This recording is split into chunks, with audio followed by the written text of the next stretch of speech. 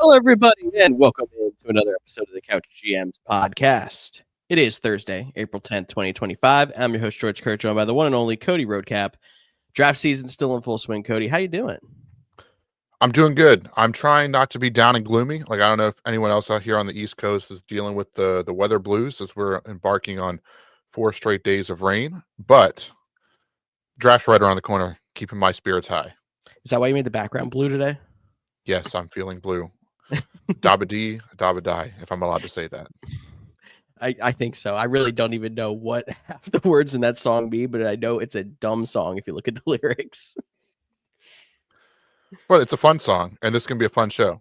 This is going to be a very fun show. We're talking quarterbacks. We're talking tight ends today, digging into some of the guys who can make a pretty big difference to franchises coming up in less than about 3 weeks. But anyway, make sure you follow us at the Couch GMs, Facebook, X, Instagram, TikTok to get even more than you do from the show. We're going to reveal something we've been doing on our social medias coming up here in a second. You can always DM us with any questions or comment when we're live Thursday nights at 6:30 East. Make sure you're subscribed to our YouTube and hit that bell so you can catch us live to talk to us on the air. So, Cody, what's happening?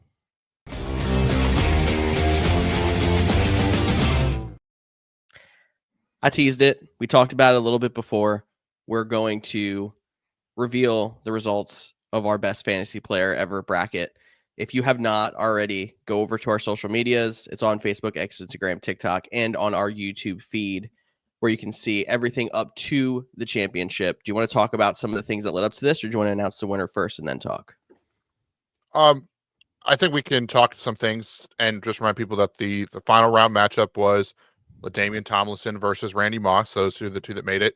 And just a quick, covering all our bases. It was a cumulative of all the votes. So there was some very close matchups that we'll talk about here in a second that might look like they won on Facebook, but they didn't win on Twitter, or they might have won on Instagram, but they didn't win on YouTube.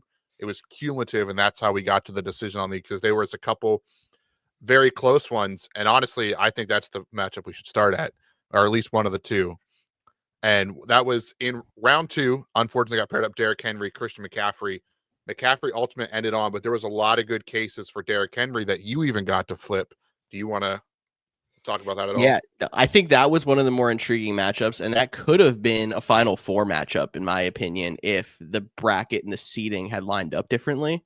The biggest argument that I heard that actually made me flip from Christian McCaffrey, who made it to the Final Four, versus Derrick Henry, was I've never been afraid to draft Derrick Henry. And when we're talking about fantasy, we're talking about consistency, and we're talking about being a league winner. And I mean, they've both done that for the most part, but McCaffrey has had some down years and had some injuries. Not the case with Derrick Henry. That was a great argument, in my opinion.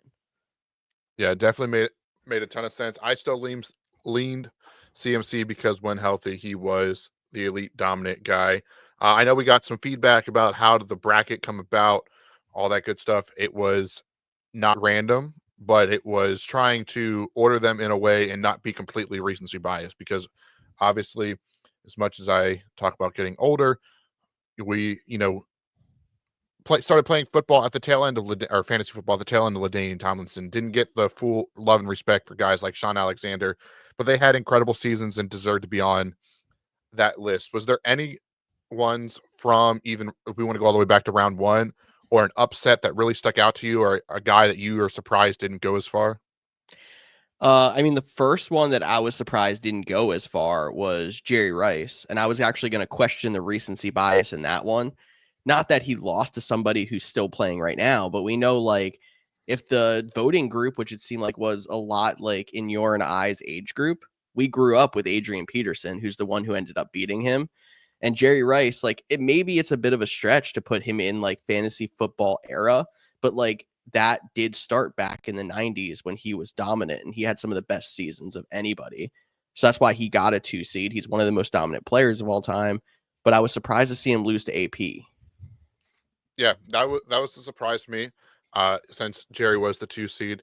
The other thing that kind of stuck out to me throughout this whole bracket, and then we can reveal the winner if you want, is I thought positional value would play more of a factor. I thought the Travis Kelce, Rob Gronkowski, or the Tom Brady, Peyton Manning, Aaron Rodgers would make more of a statement and more of an impact. And I mean, yes, Randy Moss, who was a finalist, got paired up against Rob Gronkowski. That's a little bit of a seeding thing. Travis Kelce did take out Antonio Brown in round one, but there wasn't a lot of quarterbacks and tight ends. I mean, none of them made the Final Four, and only Peyton Manning made the Elite Eight. So that was an interesting thing to see how it unfolded between the fans. And I almost feel like positional when it comes to quarterbacks, it hurt them.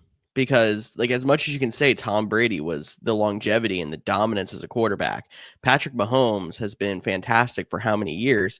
There's always been guys that have matched up to them. When some of the other guys on the bracket, you can say, have never had anybody that was on that same level at their position group when they were dominant. That's a valid point. And the last thing, just a matchup that I would like to see it unfold if they were different. If you replaced Calvin Johnson and Randy Moss, if you flip them, so Calvin Johnson faced LaDainian Tomlinson in round two, I'm wondering if we're sitting here with the same, it's the same path, just a different receiver. But not to shortchange Randy Moss's dominance and, of course, LaDainian Tomlinson. But, George, after all the votes have been counted, everything has been decided. Who is the winner of this semi-official Couch GM's best fantasy football ever March bracket? The winner of the best fantasy player ever bracket is LaDainian Tomlinson. I can't say I'm shocked coming into this. I think he was the favorite in my mind. He was probably the favorite in a lot of people's minds because he did a little bit of everything. But absolute dominance most of the way through the bracket. I think, honestly, like you said, the hardest matchup he had the entire way through, and that's including his finals matchup against Randy Moss, was the matchup against Calvin Johnson. Yeah, that one was close. Christian McCaffrey was close. Again, the similar kind of players, like he's like more like the modern day LaDainian Tomlinson. And there was a lot of guys that you left off the list, like because we only did 32 ever, right? And that makes it tough. Like Brian Westbrook, similar skill set, similar running back. Obviously didn't have the monster seasons that LaDainian Tomlinson did, but that same style didn't even make the top 32. But I think when we put this together, we even joked around that we'd be shocked if anyone but LaDainian Tomlinson won. And I guess the only question is next year, if we run this back, do we maybe position it by kind of like copying from the college things? Maybe we do regions based on positions. So do a running back region, a wide receiver, a quarterback, and a tight end region. That way there's going to be one of each in the Final Four. That could be an interesting way to spin it for next year. So we're going by position group, and we're going to 64 next year. Make sure you follow us. It's going to be fun. I love it. But that was our fun twist on the March festivities that took place. We can get back into talking NFL news and draft. George, I don't have the list in front of me, so you got to tell me what the news is. Exciting first news. We got kicker news. The Colts released Matt Gay after 2 seasons as their kicker. That just shows how exciting it's been right now in the NFL news world, but that's still significant for people who may have Matt Gay in Dynasty or just, Colts fans out there. No, definitely significant. And also, if you've been a long time listener, this is your first time, there's a lot of news stories that we I don't want to say don't feel qualified to talk on, but just choose not to, just because we want the information to come out and not speculate. And so obviously there's stuff going on with Tyreek Hill. That's a big name. People probably want a lot of answers. If you want our thoughts, you can always DM us and we can let you go offline, but we didn't think it'd be a topic that's going to bring down the show. There's some other issues going on like that. But what we can talk about, a staple of the show, one, Mr. Aaron Rodgers watch. And ultimately there's no update. He's not signing yet. I know there was some speculation. Pat McAfee had his, I can't do his accent, the event in Pittsburgh last night, that people thought he was going to show up and announce he was going to Pittsburgh. It didn't happen. Still wait and see mode. I think we'll get a resolution sooner rather than later on this. I still believe that. I think the draft is a pivot point. Unless the Rodgers camp is being told that there's some outside chance another team might be interested post-draft that he might like more. But I think once the draft happens, if the Steelers, they had a pre-draft visit with Shedeur Sanders today. So if they go in a quarterback direction, that might take him off the table. they're picking later in the round, so they might still want him as the bridge gap, just like we talked about a year in Minnesota with JJ McCarthy. Or could he have stayed, went to the Giants, and been there for a year for a rookie quarterback? So no big updates, but the bigger news coming out of Pittsburgh, TJ Watt has shown frustration over a contract extension, posting a picture on social media with him leaving the field with the peace sign.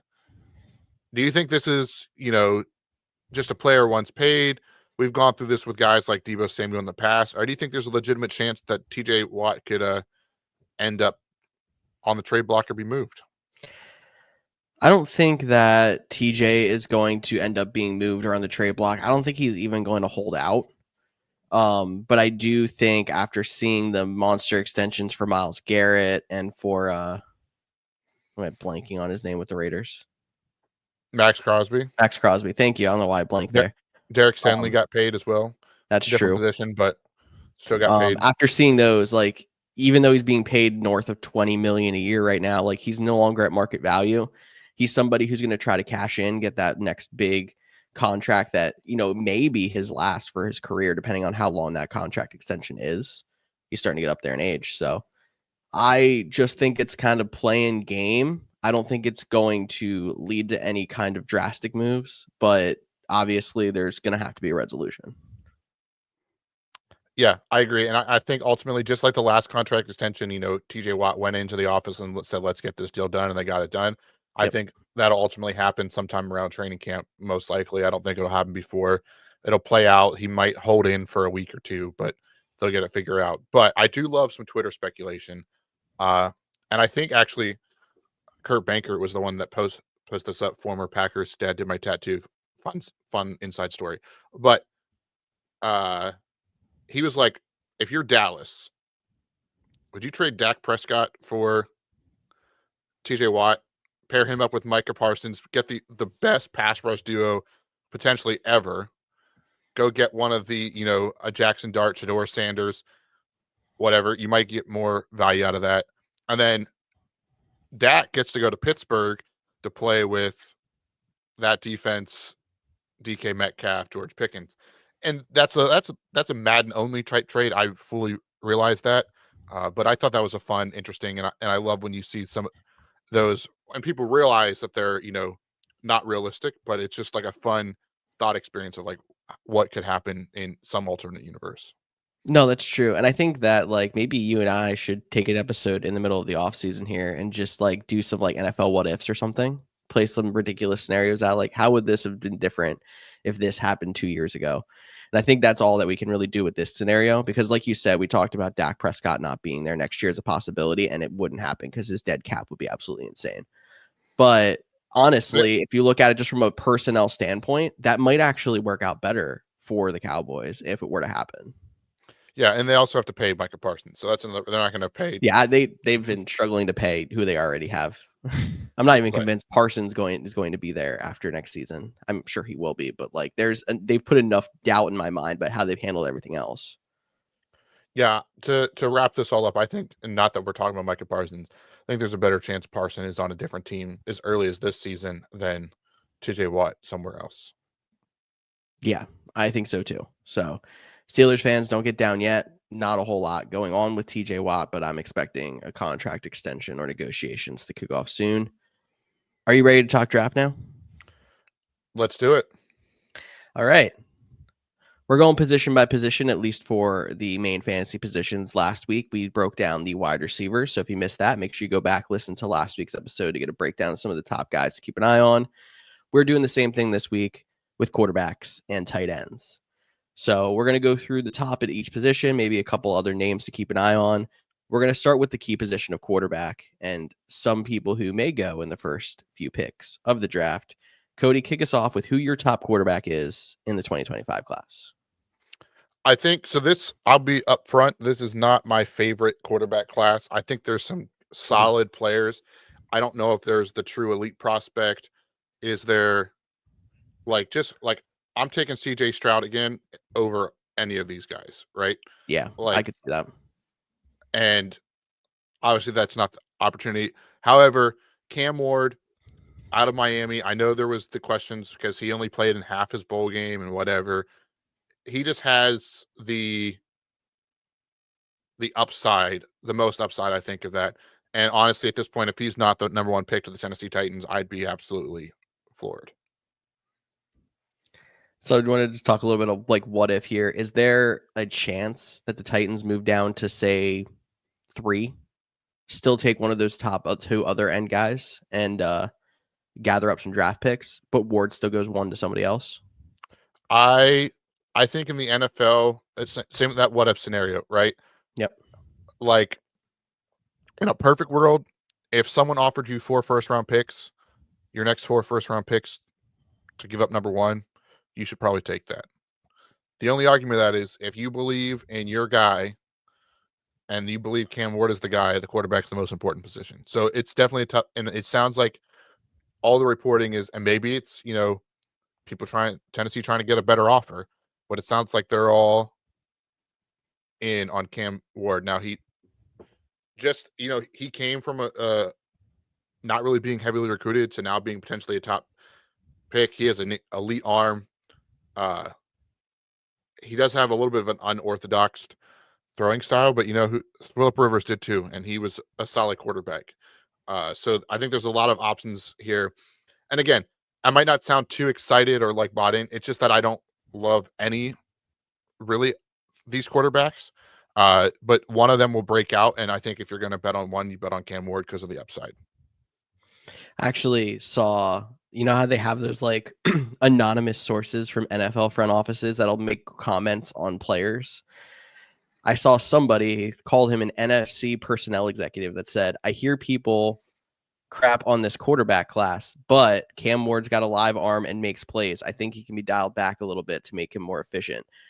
So there's definitely some people out there that think that there's a chance that he can go out and do something, impressive. And it almost seems like he has the tools, but he almost plays hero ball a little bit, like we've heard criticisms of Josh Allen before.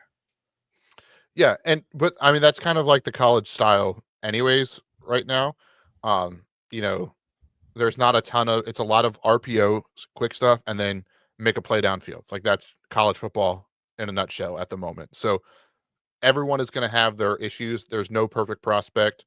When you have a perfect prospect, it's the closest thing to that is like Trevor Lawrence, and that hasn't even worked out super great. Yeah, I mean, or you all the way go back to Andrew Luck, and that one would have worked out, but he was just so banged up. So There's always something. But what you're talking about is fundamentals. And that's the one thing, like if you're worried about accuracy, that's hard to teach. If you're worried if he has a weak arm, that's hard to get better. Fundamentals can be worked on. A good quarterback coach, no longer being a student athlete, being a professional athlete, I think can play a fact into that. So Cam Ward, basically I won't fully put it in Sharpie, but I'm putting it in pencil, maybe even pen at this point at 101. I like it. So after Cam Ward, who was not even the QB1 coming into like draft season, but is now, who is after him now at QB2 on your list? So QB2, and I think for the most interesting prospect, because you can tell me he goes number 2, you can tell me he goes 20, and you could tell me he's not even the second quarterback taken. But that's Shedeur Sanders. Obviously, you know what you're getting with Shedeur. He, has the pedigree. He comes from, obviously we know who his dad is. We don't have to talk about that. My biggest concern with him is how long he holds onto the ball. But Colorado had honestly probably the worst offensive line in football, and he was just running for his life. Can he speed that up? That's something that's going to be a big factor for him. I've seen some comparisons to people. Like he doesn't have any true elite aspect. He doesn't have an elite arm. He's pretty accurate with the ball, but but people have compared him to guys like Joe Burrow, and he was the number 1 pick, so that's a big compliment. But when you think about Joe Burrow, like he doesn't have the strongest arm. He doesn't have, he's not he's athletic, but he's not the most athletic. He's pretty accurate, but he just has that, mantra about him, and you get some of that with Shedeur. So I'm really interested to see where he unfolds, where he goes, and I still think there's a chance he goes top 5. But I know there's definitely been some speculation as of late that he might start falling down the draft boards. I think there's just multiple reasons for that. And I think the first question I'm asking is like, where would he be on draft boards if it wasn't for the buzz that Colorado had and his dad? Like, So yeah, he's a solid quarterback, and I think he would still definitely be significant in this draft class. But I have to question, like, is he being raised a little bit by that? And especially at the quarterback position, you don't want to get stuck in that. So I get that, and I understand that, criticism or, fear. I will give Shedeur credit. Yes, he's played with his dad everywhere he went in college, but no one heard of Jackson State. Jackson State wasn't very good before he got there. Him and Dion got there. Yes, the big question mark, how does he look without Dion? But he was the quarterback on the field, and they helped turn that program around. They went to Colorado. They didn't win any major championships, didn't even make the playoffs, but Colorado barely won any games. They turned it around. And I think Shedeur even said that in one of his, interviews. They were asking about, like, how does it feel about going to a rebuilding team? And he's like, and he said the same thing. Jackson State wasn't, was a rebuild. Colorado's been a rebuild. To go there and get the work done. And I think, yes, the NFL is a media storm, so he's going to be covered heavily under more scrutiny. And I think, honestly, that might be unfair to him, that he's going to be scrutinized heavier than guys like Cam Ward or Jackson Dart, who we're going to talk about next. But he does, according to PFF, he had a 90.9 grade in 2024. He had over 4,000 yards passing, 37 touchdowns to 10 interceptions. Like, at Colorado with no offensive line. Yes, he had Travis Hunter there playing both ways, who's also going to be a top pick that we talked a little bit about last week, but we still tend to think he's going to be a corner. So he definitely has some things to like. And if you get Shedeur, that's great. Again, like, this whole class in general, it would be really fascinating if Michael Penix came out this year. Like, would he be the top guy? That's kind of where we're at. We're in that, like, Michael Penix range for everybody. Obviously, each player is their own, but that's where I'm at with Shedeur. And honestly, as of right now, I have no idea where he's going to get drafted. Part of me still thinks it's going to be the Giants, but after they went out and signed Jameis and Russ, I think they might be looking at a different option. If we get past the Giants, who knows? If we get past the Giants, he could fall a while. He could end up on a team with an aging, established quarterback and sit behind someone for a year or two. We don't really know exactly what's going to happen. But I guess just before we get too far away from it, I don't want to be completely be called a hater on Shedeur Sanders.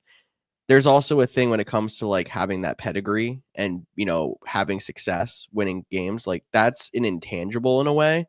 And there's a chance that, like, that actually helps him throughout his career as well and gives him a boost. Because sometimes it's not the most athletically talented or even smartest player on the field that goes out and win. There's something else that just raises some people. So maybe there's a chance that that's part of it too.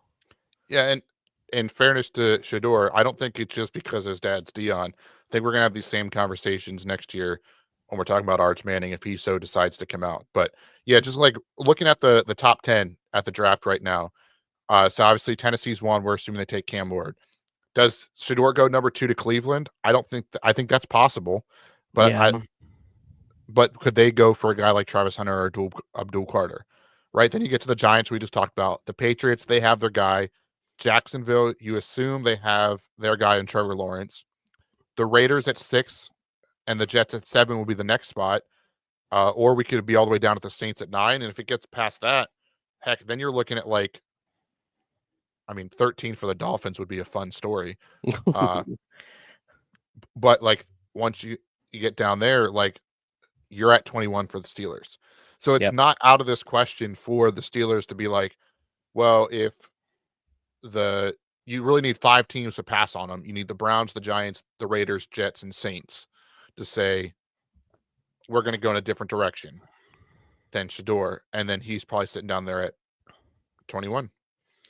And as much as people may think that that's like a stretch, we've seen 2 quarterback classes in the last 4 years where there has not been a lot of action in the first round when it comes to quarterbacks.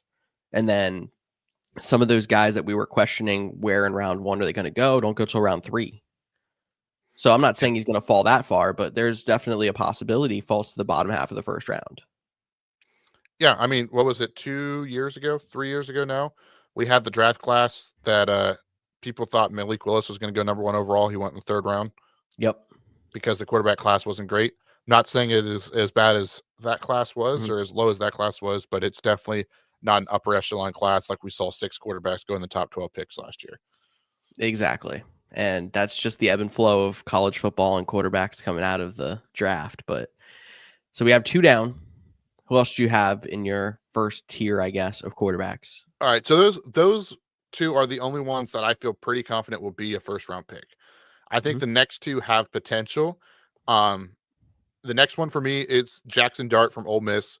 Now, interesting enough, PFF has him all the way down at 137 on their big board. He is quarterback, I have to count now, 6. I think he's QB3 in this class, so we differ a little bit there. Some of his flaws are, if you want to call them flaws, is people think he's going to be very scheme dependent. So that could, where he goes might make a ton of sense. Like, honestly, he could be a guy that one of those teams, like I mentioned, that the Jets, the Raiders, the Saints that are there at that top pick that might want someone else, either trade back up into the end of the first round to get that 5th-year option, or they have that high 2nd round pick for a guy like Jackson Dart. He is a little bit short for a quarterback. He is 6'2", but he played baseball as well, so he has playmaking ability from outside the pocket, strong arm, and he plays well within Can run a little bit. So, really, that's what you need to know about Jackson Dart. System fit, right system could, do well. If he goes to a team that is constantly switching head coaches, well, then he might not have the best career. Yeah, so this is the kind of guy that you kind of hope goes on to one of those teams that he can sit behind somebody for a year or 2. They're a stable organization. I think he could have success in that case. At least that's in my mind. Yeah, for sure. And then go ahead. I was gonna say, number 4, another really fascinating prospect, Jalen Milroe from Alabama. Everyone, he's another guy that people have talked about. Is quarterback even the best position? And he's like, I'm playing quarterback, and I think he should. He just needs to go somewhere with somebody behind him and let him develop. Obviously, the easy comparison for this is to be like, could Philly do what they did with Jalen Hurts and take him in the 2nd round and give a solid backup that plays similarly? And I'm just, not because they both played at Alabama, and let him sit behind a guy, an established starter that, he's not going to have to come in day 1, right? I think the Saints in round 2, that might be sit behind Derek Carr, different style quarterbacks, but get to see, get in and really work on his fundamentals. If he's granted that time to sit, I think he could turn into something. I'm not putting any expectations on him because of his inconsistencies, but I think that would be the best case scenario, as a place that he could come in, sit. The most interesting thing to know about Jalen Milroe, and where he might even not go in the 1st round, is he was a invite to the draft. So he'll be there in the green room on Thursday night. And typically when you start, obviously we've seen players, not make it out of the green room after round 1, but they've narrowed that pool down more and more as of late. And so that he's actually going to be there, I think that's an interesting name to watch as we get into those later rounds, or potentially a team trading back up. Makes you think that, does the NFL know there's a team interested in him near the end of the 1st round or something like that? Or they still do have people come out of the green room in rounds 2 and I believe 3 if they are still there. So there's that as well. But it's hard to believe they would have him sitting there if they don't expect there's a shot he goes in round 1. Yeah, and I think fit is, like I said, fit is big important for him. Like Jackson Dart, right? Mhm. If he went to the Rams at 26, right? Like in the 1st round. I'm not saying the Rams are going to waste their 1st round pick on it, but they've already had their, issues with Stafford. How long is he going to play? If he could go in there behind Stafford, that'd be a good fit. I don't know if McVay's system fits. I think McVay's a good enough coach that he can make Milroe work. I don't know if that's the guy he would target. But is there a team that could look past that, whether that would be Pittsburgh, whether that would be the Chargers? Obviously those guys are a little bit younger. Maybe it's a team like the Detroit Lions that, they have Jared Goff, but he's getting up there in age. Do they want, again, a solid veteran in front of him? So Milroe is going to be the fascinating name, and we're talking about him round 1, and he could be the guy that doesn't go till round 3 as well. Exactly. And I mean, I like the Jalen Hurts comparison just for multiple reasons, because he's a similar style player. You hope he goes somewhere he can sit for about a year. Hurts sat for most of his rookie year. And same college, just everything seems to line up when it comes to the comparisons with him and Jalen Hurts. You obviously hope that he's as successful as Hurts has been in his career, but that's no guarantee either. Yeah, and I mean, we've already seen Hurts be a little bit banged up over the course of his career, nothing crazy.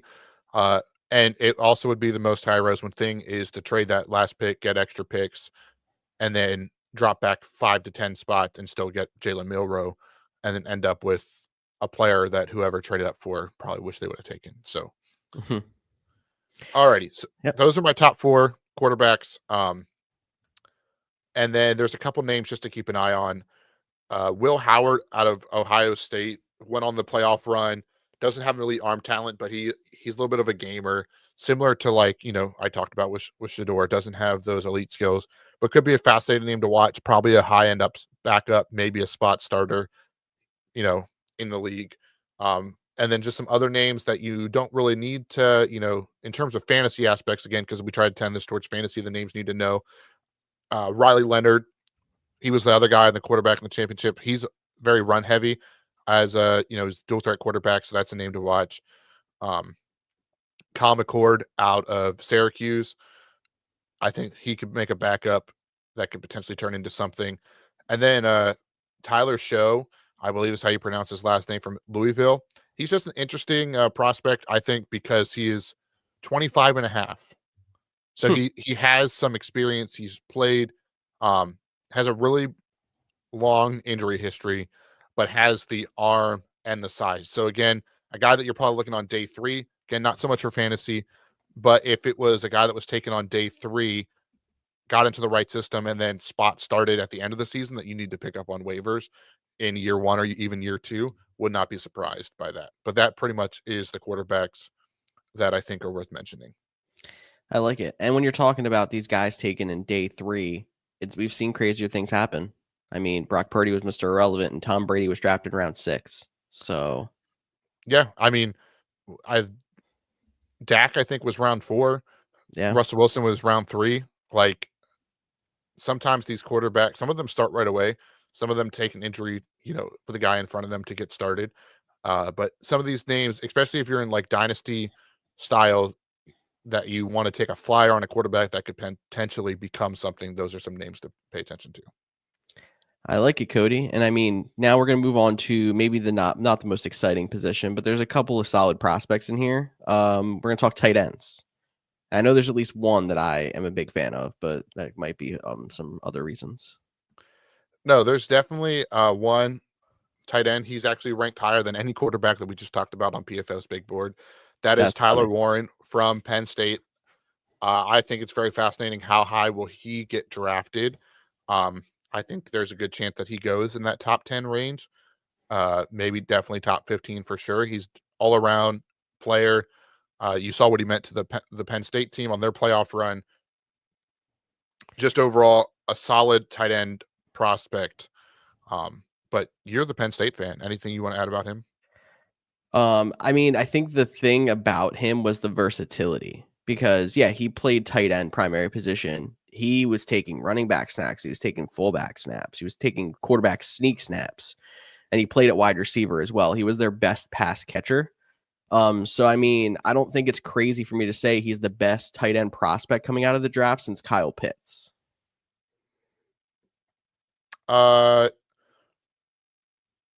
Well, I don't know if I'd put him over Brock Bowers, but Brock Bowers was, you're right, another level there too, but like he's up there. I think that's the fair point. We're comparing him to names who, at least have been somewhat successful and were very big prospects coming out of the draft. So that's already saying something. Yeah, and I think that, Kyle Pitts went 4. I don't think he's going to go that high. But that, 10 to 15 range, when you're looking at teams like Chicago at 10, could San Francisco go Tyler Warren at 11 to fill their George Kittle replacement, like that would not be great for fantasy redrafts. But like For a long year, term, maybe, but long term. Dallas, they've been looking for tight ends for a while. Miami seems to think they found something with Jonnu Smith, but could they go there? The Colts, same thing. They've been trying for tight ends. And then you have the Atlanta Falcons at 15 if they do decide to move on for Kyle Pitts. So that 10 to 15 range, I think, is prime real estate for Tyler Warren. And if he gets past that, I'd be pretty shocked. Same here, just because there's so many different things that that teams can do with him. And if he ends up in the right situation where he goes on a team where they use tight ends just creatively, example, how Baltimore seems to use their tight ends, it could end up being a very good fit. I don't think Baltimore's going to be that team. I don't think he's getting that far, and they already have 2 guys there. But that example of like a scheme fit for someone like a Tyler Warren makes sense. No, definitely is intriguing for sure. The next guy on my list, and probably the last tight end that you really need to keep your name on, I'll give you some extra guys to talk about after that. But Colston, I always forget how to pronounce his last. Colston Loveland, great last name to begin with. Out of Michigan, he's 25 on PFF's big board. He's only 21 years old, which I think you like, especially for a guy that's already rated this high. Has that upside because tight end is typically a position that takes 2 to 3 seasons for them to come into their own. Not everyone's a Brock Bowers like we saw last year. And I think Colston might go end of round 1, early day 2. But I'm just like looking at this draft order too. Like I just gave Jackson Dart to the Rams, but Tyler Higbee means a lot to the Rams, so they can get a guy in there for that. For them, you mentioned the Ravens or even like the Washington Commanders go in, learn for a year behind Zach Ertz. I think that would make a ton of sense. I like his upside. He can play the big slot or the outside receiver, similar to Tyler Warren. He catches the ball really well. So Colston Loveland, like everyone's going to be talking about Tyler Warren. Colston Loveland is definitely a name to pay attention to. I saw a lot of comparisons to him and Sam Laporta also, which is definitely not a bad thing to be compared to Sam Laporta at this point. And I had Sam Laporta as my number 2 tight end in that draft class. How about that? Here we go. Alrighty. And then just a couple other names to watch out for. I'll just give you the rest of the guys that are in the top 100 on the PFF big board. You have Elijah Arroyo out of Miami. He is a little bit of the smaller side. Think the Chigo Okonkwo, Vernon Davis. He's only 245 pounds at 6'4", but he's a little bit all-around guy that can do a little bit of everything. Can play in the slot, quick feet. Mason Taylor out of LSU. He's a little bit bigger, but he has the strength. He projects more as a run blocker, but that's still a very important position. And maybe then could develop into a quote-unquote receiver down the line if you're playing Dynasty. And then Terrence Ferguson out of Oregon is the last one in the top 100. And he is definitely a pass catcher, wide receiver. So he'd be like a tight end. That's how much he catches the ball. But a tight end in tight end 2, that would be a pass guy. But in terms of fantasy, if he becomes like a red zone target, he's a guy that could become valuable down later in the season. Obviously, we're not touching these guys in redraft leagues, Dynasty, maybe depending on how deep your rookie draft is. But a name to watch depending where he goes and if he gets used often in the red zone. Yeah, but just reiterating we kind of lean our rankings towards fantasy. So maybe some of these guys won't be 3rd, 4th, 5th off the board at tight end. There might be some blocking guys or bigger body guys that come off the board first. But when it comes to fantasy, if you're looking for upside, some of these guys are names to keep an eye on. Definitely. So that pretty much wraps up the quarterbacks and tight ends. It's not the most exciting class. I will tease next week is running backs. And I think for terms of fantasy, probably the most fascinating position because there is a ton of talent at running back. So make sure you're staying tuned to that. George, we're a little early. Yeah. Do you want to play a game? I found a new game. And same concept as a game we've played in the past as I set this up. But it's just more with the season. Okay. So if everyone has played games with us for a long time, we've played Weddle, which is, name this player.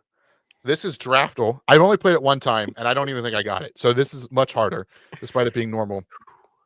But you're gonna get a player. Let's see if it has all the rules. It doesn't have broken down here, but it's gonna give you player, year, round, what pick they were. So it's very draft centric, which George is already like, bro, why did you put me on the spot to play this game? You could have at least talked to me. But I think you got this. So Okay. as long as I don't know how far back it goes, that's where it's going to get interesting. And it's Yeah. not just round 1. That's what tripped me up the last time. I think the guy was in round 3. But give me your favorite rookie. You know, let's start with Brock Bowers, right? We Brock talked Bowers about sounds him, good. mid-round pick last year. Okay, so I got to clear this ad, because we're not sponsored by Verbo. Please go away. This site has too many. But okay, so he was drafted lower than 2024, so not last year. Okay. Still can't get this ad to go away. Hang on, let me try changing the size so George can see the screen. Oh my God. Doing this on the fly problems. There we go. Pick 13. Higher than pick 13. And it wasn't round 1. So we're talking round 2, and it wasn't a tight end. So let's AFC West. We did get that right. So we're thinking, but it's not the Raiders. So we have the Chiefs, the Broncos, and the Chargers. Wasn't last year, so we can't go Lad McConkey to see if it was in the second round, because we know it was not last year. I know it was another first round pick, but I want to see how far back this goes, or if we can nail down a year. Do you want to go Patrick Mahomes? Sure. I like it. We get 8 guesses, so it's okay to burn one. Patrick Mahomes, see how far back this goes. So higher than 2017, not a quarterback. But it is close to 2017. Yes, so we're looking 2018, 2019, so pre-COVID, which is going to make this very difficult for us to do here on the fly. And we're looking at the Raiders and or the Broncos. First name that came to my head, again, it was another first round pick, though. So never mind on it. Patrick Surtain. Let me so this is offense only, I guess. Okay, got it. Good so to know. That helps. So let's see. Trying to talk this out. Not tight end, not quarterback, but offense only. I'm trying to think if there's any, maybe like Javonte Williams. That's not a bad idea. He might be too. Why is he not? Maybe because he switched teams. Okay. Maybe. That's interesting. This is interesting. So I really liked that guess. So let me try to think of another running back. Kyron Williams? Well, that would be the Rams. Okay, you're right. Wrong conference. I'm thinking West. My bad. And I guess they're still playing, because that was that other Broncos running back. But that was, I mean, we talked about him when I was in college, so 2017 maybe. But higher than that, 2018. There's someone out there I know. It's like, bro, obviously the Raiders drafted this running back at this. Is Josh this Jacobs? Well, he's a first round pick, but we can at least so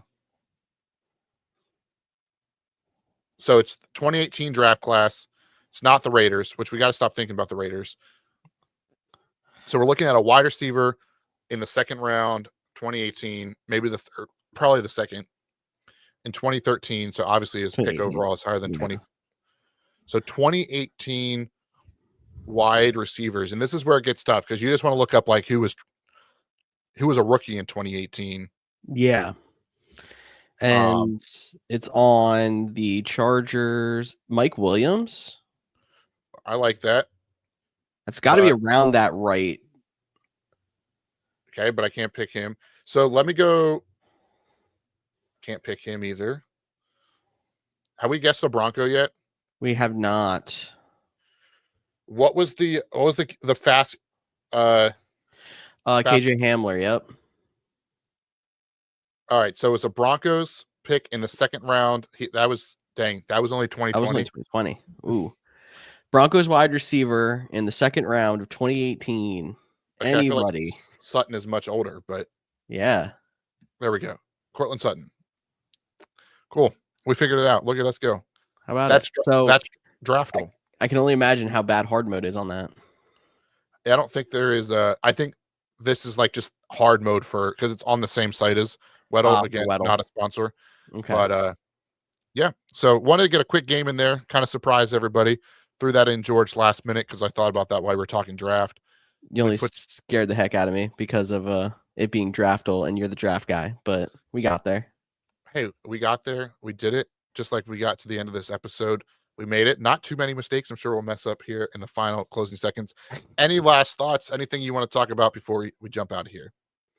No, I'm looking forward to next week because running backs are always one of the more interesting positions for the draft because it always seems like we're not deep. And then this is the deepest class I think we've had in a while. So I'm excited to dig in with you and find some dream fits or some guys we're really interested in Dynasty.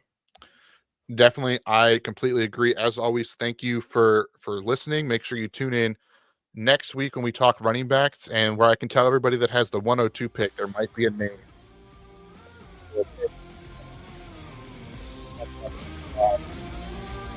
Couch GM's podcast. If you have questions, you're doing mock drafts, let us know by following us on Facebook, Instagram, Twitter, X, TikTok, and YouTube at the Couch GMs. Make sure you subscribe. I'm Cody Roadcap. That is George Kurth, and we'll talk to you next week.